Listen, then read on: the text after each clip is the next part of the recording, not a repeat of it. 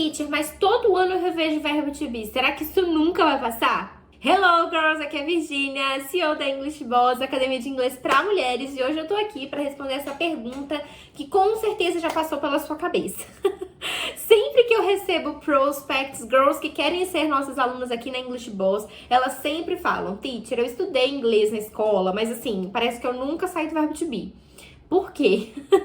Hoje eu tô aqui para responder essa pergunta, essa curiosidade que muitas de vocês têm em relação ao ensino de língua inglesa. Primeira grande coisa que eu falo para todo mundo que começa as aulas conosco é como o verbo to be é a nossa maior inspiração para criar qualquer frase na língua inglesa. Se você domina o verbo to be, mulher, ninguém te segura. Sério.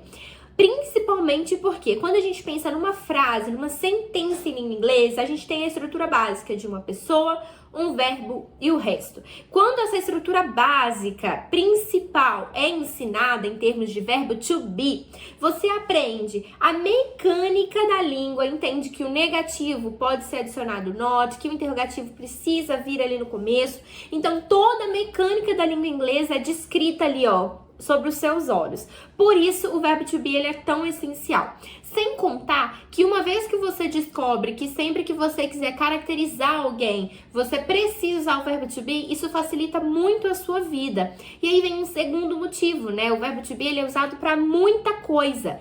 Principalmente para caracterização de um momento, caracterização de uma pessoa, de uma situação. E aí, por conta disso, a gente acaba fazendo dele um dos maiores verbos, ou um dos verbos mais usados da língua inglesa, junto com work, have, go, enfim, do. E aí vai uma outra questão que é: sei que o verbo to be é sempre ensinado no começo do ano, em toda escola de inglês, em toda revisão, em toda escola regular. Mas ainda assim você não sabe. Disse uma pequena verdade aí na sua cara. Falei uma pequena verdade aí na sua cara e é isso. Por mais que a gente revisite o verbo to be, a gente ainda tem problema para utilizá-lo. Então é por isso que as teachers sempre acabam voltando. Porque quando você tem um problema com o verbo to be, provavelmente você vai ter um problema maior lá na frente. Então é preciso que essa base mesmo funcione como um prédio. O verbo to be ele é a fundação das regras da língua inglesa.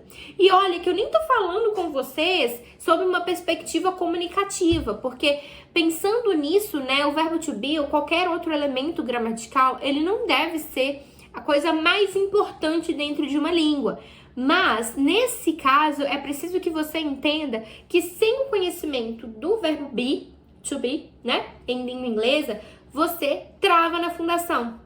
Você trava para construir um present continuous, depois um present simple, depois um past, depois um future, porque vai tudo a partir do verbo to be. E se te consola, se serve de consolo, você nunca vai parar de ver esse verbo, mulher, porque ele serve para muitas aplicações, seja no presente, tá? Igual am, is ou are, nessas formas, no passado, was and were, ou até mesmo no particípio, na forma been do verbo. Então serve para muita coisa, muito além de falar que você é bonita, que você é legal, que você tem tantos anos de idade. Muito, muito além. Então, uma vez que você sempre revisita esse verbo, você vai se lembrando da importância que ele tem. E vai aprendendo novas frases, novas chunks, novos usos e novas formas mesmo de colocar ele em prática. E é o que eu falei, gente, por mais que seja ensinado todos os anos dentro da escola, da sala de aula regular mesmo, da escola regular ou da escola de inglês, ainda tem gente que struggle, que tem problema com o uso do verbo to be. E esse não é um problema que pode ser ignorado, ele precisa ser corrigido, ele não pode passar batido. E por conta disso, é preciso que sempre haja essa constância, essa consistência no ensino dele através de palavras e expressões ou usos que sejam um pouquinho mais avançados ou de acordo com o seu nível.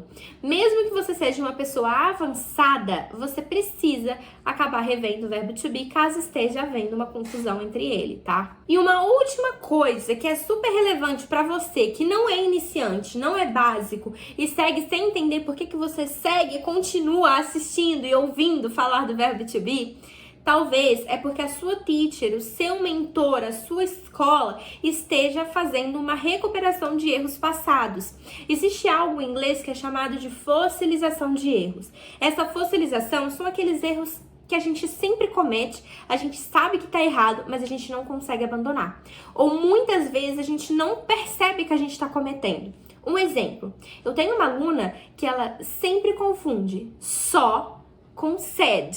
Só, verbo se, ver no passado, só. Com said, que é o verbo say no passado. Até eu tô ficando confusa. E ela sempre acaba trocando. Quando ela fala que alguém está vendo, ela usa said. Quando ela fala sobre alguém que está falando, ela usa só. E ela só começou a perceber esse erro uma vez que eu identifiquei e comecei a falar, olha só, say, said ou só. Said ou só. E ela mesma consegue absorver e perceber hoje quando ela erra esse mistake. Porque estava tão fossilizado, tão intrínseco nela, como um osso mesmo, que ela não conseguia se libertar. O verbo to be é a mesma coisa. Repare se você tem feito algum erro, algum mistake com o verbo to be. E se sim, seja a hora, talvez, de você acordar e tirar esse erro da fossilização. Eu espero que vocês tenham gostado desse vídeo. Só para responder uma pergunta de vocês rapidinho, eu estou amando a interação de vocês aqui nos comentários, deixando perguntas, fazendo outras, perguntando sobre o vídeo, querendo conhecer um pouquinho mais da English Boss. Fico muito feliz. Não deixe de deixar o seu comentário aqui hoje, me contando se você gostou, se tem outra dúvida que você gostaria muito de saber sobre o inglês, e a gente se vê no vídeo de semana que vem. Bye! See you!